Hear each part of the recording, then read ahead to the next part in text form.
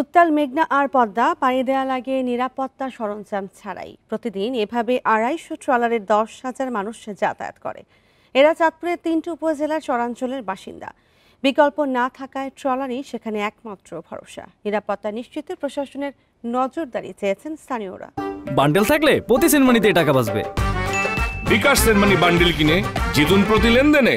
চাঁদপুরের মতলব উত্তর ও দক্ষিণ এবং হাইমচর উপজেলার প্রায় ৪০টি চর পদ্মা ও মেঘনা নদীতে। এগুলোই প্রায় ৪ লাখ মানুষের বসবাস। স্কুল, কলেজ, হাসপাতাল আর ব্যবসার জন্য প্রতিদিনই উপজেলা আর জেলা সদরে যেতে হয় বাসিন্দাদের। তবে এই যাত্রায় একমাত্র মাধ্যম নৌযান।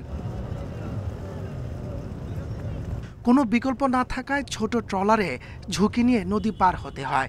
এসব ট্রলারে নিরাপত্তা ব্যবস্থা থাকে না বললেই চলে। যাত্রীও নেওয়া হয় ধারণ ক্ষমতার বেশি। বর্ষায় নদী উত্তাল থাকায় দুর্ভোগ বেড়ে যায় কয়েক গুণ।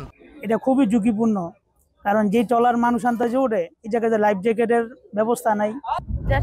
হয়, মেটাল ঝুঁকি দেয়, একটা ক্ষয়ক্ষতি হয়। আমরা শহর থেকে সবসময় দুধ নিয়ে আসি।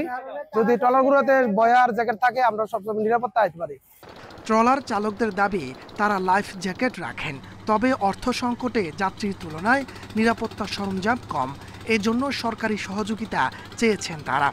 বাতাস হলে আমরা লাইফ জ্যাকেট এবং বয়া আছে, আমরা ওইরকম সেফটি দিয়েই আমরা আনি। সরকারও যদি আমাকে লাইফ বয়া অথবা বয়া যদি কিছু সহায়তা করে তাহলে আমাকে একটু সুবিধা হয়।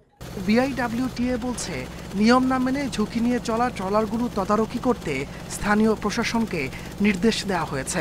সংশ্লিষ্ট থানাকে আমরা নির্দেশনা দিয়েছি যে এই সমস্ত জাহাজ যখন লঞ্চ মানে এই ট্রলারগুলো যখন বৈরী আবহাওয়া থাকবে এবং নদী উত্তাল থাকবে তখন চলাচল সম্পূর্ণ নিষিদ্ধ থাকবে। চাঁদপুরে এসব চর থেকে প্রতিদিন ২৫০ ট্রলারে প্রায় ১০,০০০ মানুষ যাতায়াত করে। Independent news.